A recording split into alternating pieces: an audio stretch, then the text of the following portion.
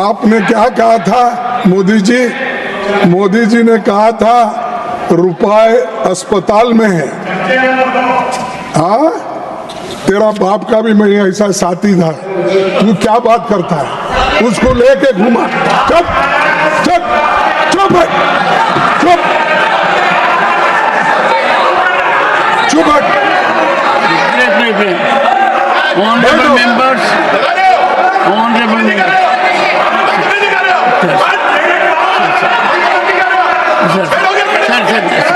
एक सेकंड।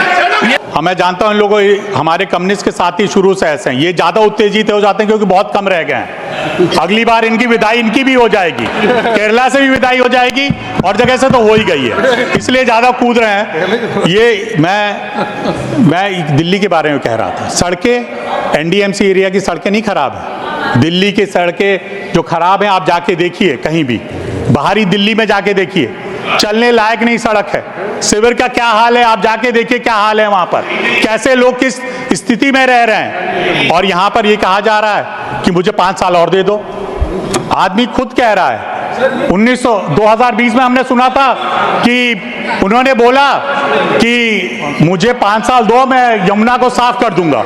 यमुना तो सबके लिए भैया, यहां से बंगाल जाती है प्रयागराज तक, वहां पर बोला उन्होंने कि 5 साल दो, मैं यमुना साफ कर दूंगा, आप लोग उसके पानी पी सकेंगे। 5 साल बाद वो बोल रहे हैं कि 5 साल और दो मुझे, सफाई के लिए कि बस ये काम कर नहीं पाया। जो व्यक्ति खुद अपना स्वीकार कर रहा है उसको क्यों देंगे? इस प्रदेश के लोगों ने ये मन बना लिया है क्योंकि वो जानते हैं दिल्ली का अगर विकास नहीं होगा तो ये हम लोग के लिए शर्म की बात नहीं है, ये पूरे सदन और पूरे देश की शर्म की बात है। दिल्ली इस देश की राजधानी है, ये इसको पूरे विश्व के लोग आते हैं देखते हैं।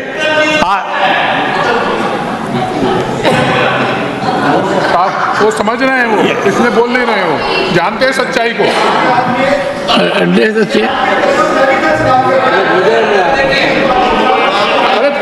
मित्तल जी दूसरों के कहने से नहीं बोलते कभी। मैं यही बात है।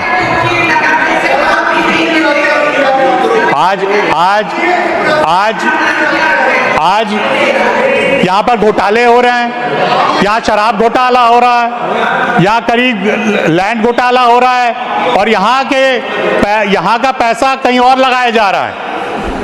आज सारे लोग या जेल में या जेल पे बेल के में बाहर हैं जेल से, वो सरकार कह रही है हमें 5 साल और दीजिए।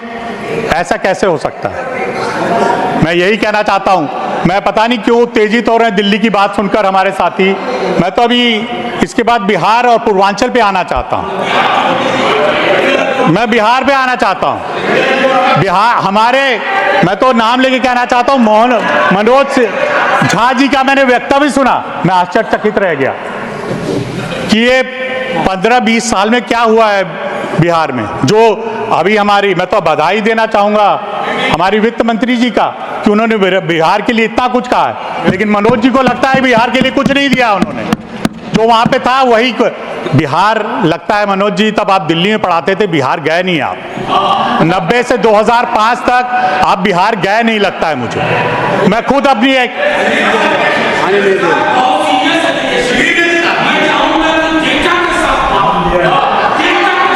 मैं बिल्कुल डेटा के साथ आप बात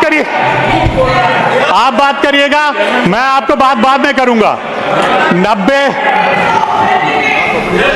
बिहार में मुझे आज भी याद है 95-96 में मैं जाने का मुझे एक बार मौका मिला था। बलिया बिल्कुल बिहार के बॉर्डर पे है सभापति जी, तो मैं कई बार हम लोग जाते थे, पिताजी के साथ भी जाते थे, बिहार जाने का मौका मिला। हम लोग एक सड़क पे जा रहे थे, ये 95-96 की बात है, तो एक जगह सड़क खराब थी, ये कहा गया 1 किलोमीटर तक सड़क खराब है, डिटूर लिया जाएगा और बागीचे से सड़क बनाई गई थी। 1 किलोमीटर बिहार सरकार सड़क नहीं बना रही थी, उसके लिए 40 मिनट चाह के 1 किलोमीटर आगे सड़क में जुड़ना पड़ता था। ये बिहार का हाल था। बिहार में क्या हाल था कानून व्यवस्था का आप अच्छी तरह जानते हैं मनोज जी। मैं बिल्कुल, आप करिएगा ना, डाटा के साथ आप बात करिएगा, मेरी बातों का जवाब आप दीजिएगा। मौका मिलेगा। बिहार का क्या हाल था, बिहार में जो आज सड़कें हैं जाके कोई देख ले। बिहार में जो जितना विकास हुआ है नीतीश जी की सरकार ने किया है, और कोई नहीं।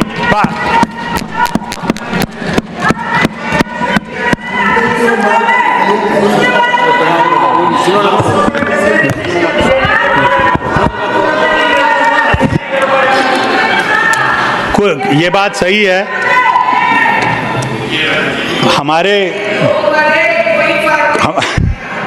हमारे कुछ साथी बड़े उत्तेजित हो रहे हैं। हो सकता है कुछ लोगों का विकास हुआ हो, कुछ परिवारों का विकास हुआ हो, लेकिन बिहार की जनता का विकास नहीं हो पाया। मैं भी सिर्फ बिहार की बात नहीं कर रहा हूं, मैं पूर्वांचल की बात कर रहा हूं, जिनके लिए बड़े लुभावने भाषण आज दिल्ली में दिए जा रहे हैं पूर्वांचली लोगों के लिए। हम भी उसके आते हैं। मुझे आज भी याद है कोविड के समय में मैं खुद उस चीज का गवाह हूं। यहां से कहा जा रहा था पूर्वांचली को वापस भेजो, यहां पर कोविड वो बढ़ा रहे हैं दिल्ली में। आज आपको उनका वोट चाहिए तो आप उनके लिए खड़े हैं। आज जब उनको उत्तर प्रदेश और बिहार के लोगों को यहां से भेजा जा रहा था तब आप लोग ने कुछ नहीं उसके ऊपर कहा, लेकिन ये आज घड़ियाली आज मैं यही कह रहा हूं, आज घड़ियाली आंसू बहाए जा रहे हैं कि आप कह रहे हैं क्योंकि हम उनके लिए काम करेंगे। आज जो पूर्वांचली यहां रह रहे हैं, किस पीड़ा में रह रहे हैं, ये सरकार जो वहां पर उपस्थित है अभी दिल्ली में, उनको पीड़ित करती है हमेशा। और जब वोट लेना होता है, आप हमारे भाई हैं, आप हमारे साथ रहिए, हम आपकी मदद करेंगे। मैं यही कह रहा, सभापति जी, मैं आपका संरक्षण चाहूंगा। मैं चाहूंगा मेरी बात सुनी जाए। 5-6 मिनट और रह गए हैं। मैं यही कहना चाहता हूं, आपसे अनुरोध करना चाहता हूं कि हमारे विपक्ष के साथी इसको सोचे, इसके बारे में। जो पूर्वांचली है, वोट बैंक उनको मना बनाए, जब सिर्फ उनको वोट बैंक ना बनाया जाए, उनके लिए काम किया जाए। मैं जानता हूं हमारी को अगर एक सरकार बनाने का मौका मिलेगा तो माननीय प्रधानमंत्री जी बार-बार हर जगह मीटिंग में कह रहे हैं कि हम पूर्वांचलियों के लिए कहेंगे, पूर्वांचल के सम्मान के लिए काम करेंगे, सबको पक्का मकान दिया जाएगा। जो मैं अनऑथराइज्ड कॉलोनी है, कितने पहले हम लोग ने यहां से बिल पास कर दिया है, आज भी उस पर काम नहीं हो रहा है। आदरणीय हरदीप जी यहां बैठे हुए हैं, इन्होंने बिल लाके पास किया, लेकिन उस पर काम नहीं हो रहा। बस जितना बोल सको, जो व्यक्ति एक समय, मुझे याद है 2012 में भी हम लोग इस सदन में थे, जो लोग आजकल वहां पे बड़े उनके हितैषी बैठे हुए हैं, मैंने उनको भी देखा है, मनोज जी, और यहाँ पर प्रमोद जी, आप लोग को भी देखा है। जब उधर से लोग बोलते थे और तो कैसे आप लोग विरोध करते थे, आज आप समर्थन में। जो व्यक्ति खुद बोला हो कि मैं कभी राजनीति में नहीं आऊंगा, मैं अपने बच्चों की कसम खाता हूं कि मैं राजनीति में कभी नहीं आऊंगा, मैं कभी बड़े घर में नहीं रहूंगा, मैं कभी ये नहीं, किसी पॉलिटिकल पार्टी को नहीं मैं जाऊंगा, वो व्यक्ति जब कैसे ऐसे व्यक्ति का विश्वास कर सकते हैं। मैं इसलिए अनुरोध कर रहा हूं, ऐसे व्यक्ति को चुनिए जो आपके बीच रहकर आपके काम, आपकी समस्या को जानता हो। ये शीश महल नहीं, नाम नहीं ले सकते आप, सदन में बहुत दिन हो गए, नाम नहीं ले सकते। Honourable members, 1 second. ये अगर कोई 1 सेकेंड।